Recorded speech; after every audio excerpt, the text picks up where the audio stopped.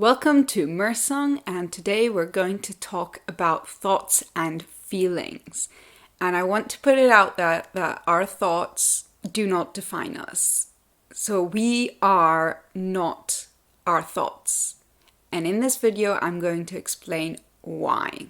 Our thoughts come and go. Our thoughts are our interpretations of certain situations.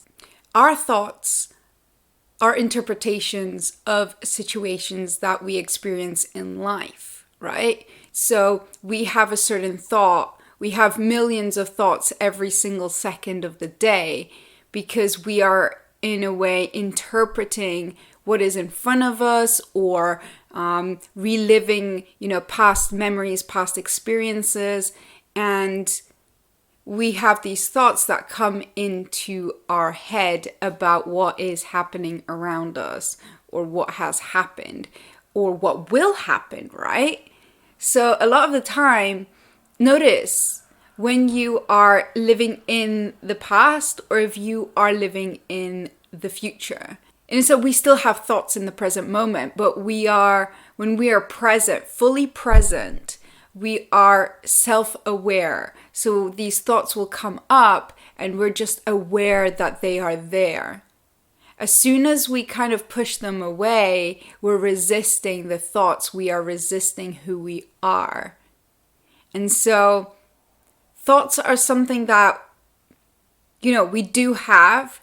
But when I say they do not define us, it's because most of our thoughts, they have been pre-programmed or they have been given to us by outside circumstances. So even our thoughts about ourselves, if we are, worthy or not, they come from our own interpretation from something. But most of the time, it's because of outward situations that have then influenced us.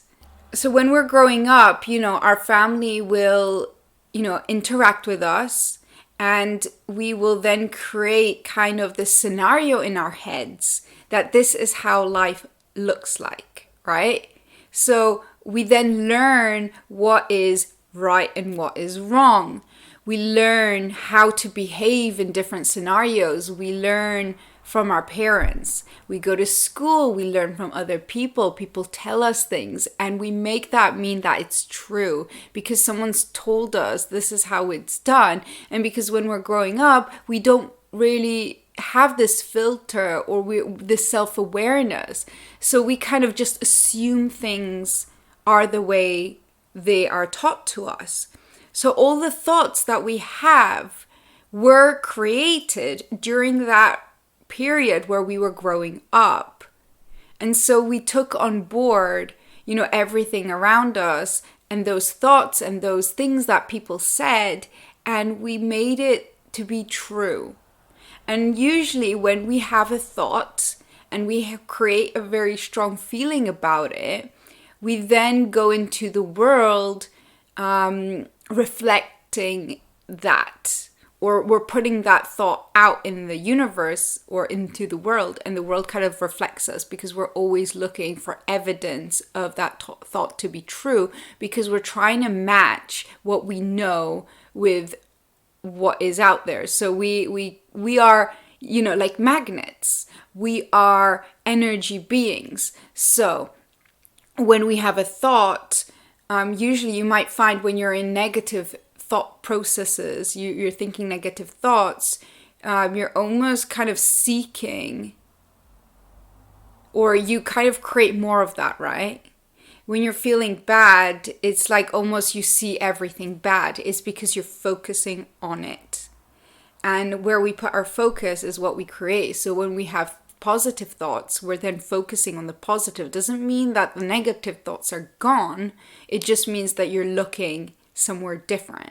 So if we go into a room full of let's say we go to an antique shop and someone says, we're going to look for dolls, then we're all going to look for dolls. Then we might not notice all the other things in there because we're specifically looking for that doll. So thoughts are like that. They're energy. And they come from as I said, growing up. So they didn't start with us. Our thoughts were given to us by other people, and we've just adopted them. We've taken them on. So when you find yourself feeling unworthy, broken, unhappy, not good enough, then this is something that you've developed. You've heard it, or there was some kind of experience that you had that you took that on board, from someone else. Reality, actually, there are millions of ways to look at life. There is no set rules of how life should look like, And so it's just breaking down, those pre-programmed thoughts, pre-programmed ideals, perspectives on life. That's kind of what shadow work is like looking at those behavioral patterns that you have that you didn't really acknowledge before. They were subconsciously. You ran on autopilot. So when it comes to thoughts and feelings also are created from those thoughts about a certain situation. Because if you didn't, let's say there's two people, one's your friend and one's just someone you just met at a networking event, let's say. And for example, if you text your friend and your friend ignores you for 2 days, you're going to get upset, right? But if the person from the networking event doesn't reply to you in 2 days, you'll be like, oh, they're busy, right? So it comes down to our interpretation, our thoughts about the situation. But because you're thinking that, you've got this strong bond with a friend, and if they ignore you or they don't and ignoring also is an interpretation. Something might happen. They might be busy, you don't know. So there's this thing that we're always assuming what's happening around us, but it doesn't have to be reality. So we cannot actually control other people, but we can control our own thoughts about a certain situation. Circumstances are neutral, and our thoughts are the meaning, the interpretation, the story we create about that neutral thing. And so when we do that, we then create strong emotions sometimes when depending how strong we think about the thought. So to stop yourself from thinking that thought, right? Going so deep that you kind of lose yourself completely in your emotions is by noticing and becoming self-aware. So you've become aware. Sometimes we don't know the thoughts. Sometimes it's the feelings. So it's like, oh, I'm angry. And then you can think about, what is it? What are you thinking about when you're angry, right? What is it that is making you angry? And it's not like the thing is actually making you angry, because nothing can make you feel anything, right? No one can make you feel bad. No one can make you feel happy. No one can make you experience any feelings unless you allow it to. Unless you say, that's true. You're right. When you make it mean that about you. So if someone says something, a sentence, and you suddenly feel strong emotions, you feel triggered, you feel angry, it's not about the person specifically, it is about your relationship.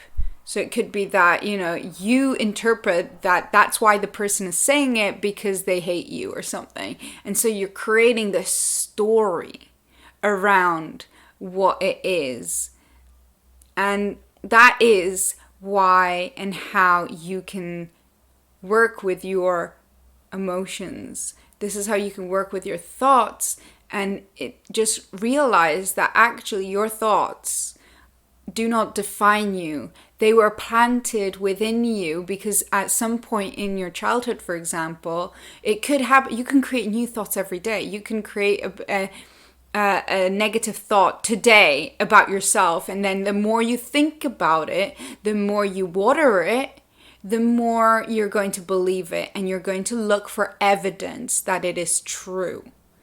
So notice your thoughts, because they're creating those strong emotions. So when I say thoughts are not do not define you, that means your feelings don't define you either. Your feelings are signals to your thoughts, and your thoughts is your story, and you can change the story anytime you want, but you gotta acknowledge yourself first. So if you catch yourself feeling negative thoughts about a certain situation, you cannot beat yourself up by saying, I don't want this feeling, I don't want this thought, I'm thinking this thought again, this is bad, I know this does not define me, but I need to create new thoughts. Then you are not accepting who you are. It's really important that I specify and that I highlight this, because when we judge ourselves, we are not accepting ourselves. So if you want to create better thoughts and you want to detach from certain thoughts that you have about certain situations, you must first acknowledge yourself. You must feel the feelings.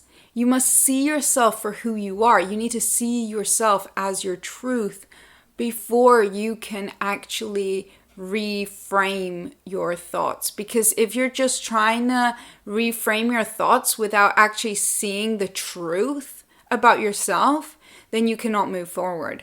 So it really is about being like observant and being like, wow, I've been thinking this thought over and over because I didn't know better. This is how I was taught to see the world.